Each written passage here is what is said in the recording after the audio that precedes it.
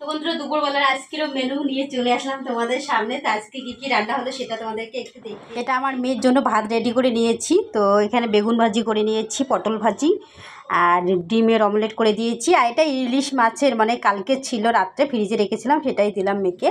আর মুগের ডাল করেছি কষ দিয়ে আর পেঁয়াজ লেবু আর পাঁপড় ভেজে দিয়েছি আর কাঁচা লঙ্কা ভাত দিয়ে দিয়েছি। তো এটা আমার মেয়ের ভাত। তো চলো, টিউশন ছিল তো ড্রয়িং থেকে আসলো, তো বলছে মা আমাকে ভাত সুন্দর করে সাজিয়ে দাও। তো বললাম ঠিক আছে, সুন্দর করে সাজিয়ে দেওয়াই যাক। তো মেয়ে এখন খাবে আর আমি জল বোতলও দিয়ে দিয়েছি।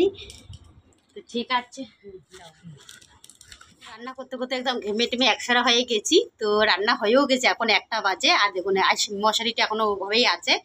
আর ও খেতে বসেও পড়লো কেন, ওর পায়ের মধ্যে একটা বিস্ফোরা উঠেছে, তো ভালো করে বুঝতে পারছে। ততক্ষণে পাপড় একটু কামড়াই, বসে বসে। আর একটু গরমটা পড়েছে প্রচুর।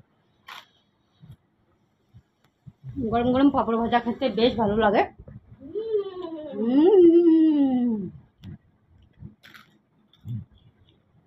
আমার তো ভালো লাগে গরম গরম পাপড় ভাজি ভাজি আর একদিকে খেয়ে নিই।